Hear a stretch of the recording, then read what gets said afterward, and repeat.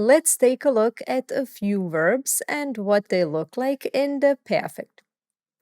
Telefonieren. Er hat telefoniert. Bekommen. Sie hat bekommen. Verkaufen. Wir haben verkauft. Like I mentioned in the last lesson, and as you can see in these examples, some verb will form the past without the prefix ge. In this lesson, we will find out which ones they are and how to use them correctly.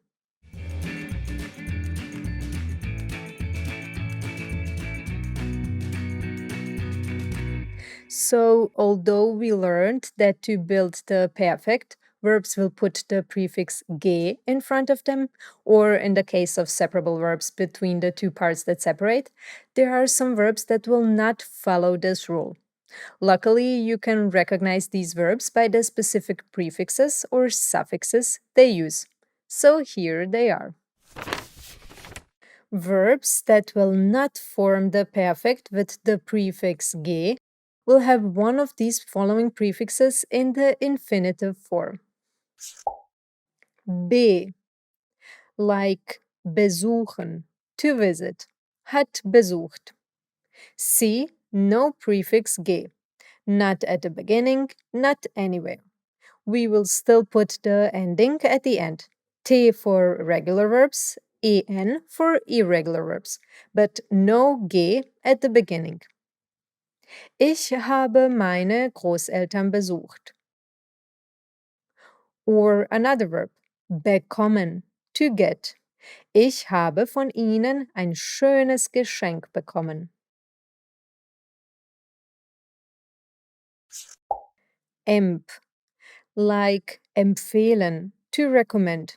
Hat empfohlen. This one is also irregular. Empfehlen, empfohlen.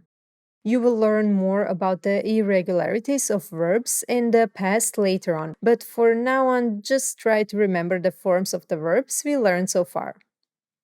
Er hat mir ein gutes Buch empfohlen. Then we have end, like in entscheiden, to decide.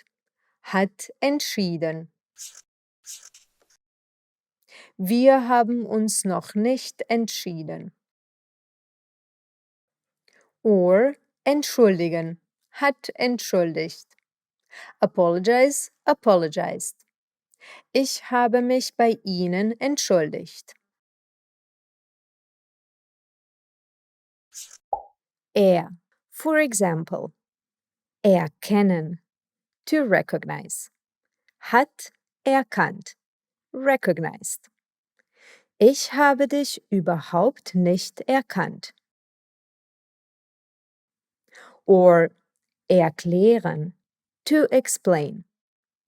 Entschuldigen Sie, ich habe es Ihnen falsch erklärt. The next one is very interesting. Geh. Here I'm of course talking about verbs which will have the ge, so to say, naturally in the infinitive form. Like for example, gefallen, to like. Mir hat das Essen sehr gefallen. Or gehören, to belong to. Hat gehört. Watch out not to mix this one up with hören, to hear. And strangely, both verbs will look the same in the perfect. Das Haus hat ihm gehört. The house belonged to him. So here we have the verb gehören in the past form. And since it starts with ge, it will be one of the verbs that will form the perfect without an additional prefix ge. Makes sense. Ge would be a little bit silly, right? Except in the case of gegessen. But who knows what happened there? And then we have the other verb. Ich habe das Lied gehört. I heard the song. Here we have the past form of the perfectly normal, regular verb hören, following the perfect building rules and getting the prefix ge. And when you do what you have to do, then you end up looking the same. So don't mix them up. Hören hat gehört, gehören hat gehört. Okay? Okay. Up to the next one. Fair. Like, for example, in verstehen, to understand. Hat verstanden, understood. Entschuldigung, ich habe Sie nicht verstanden.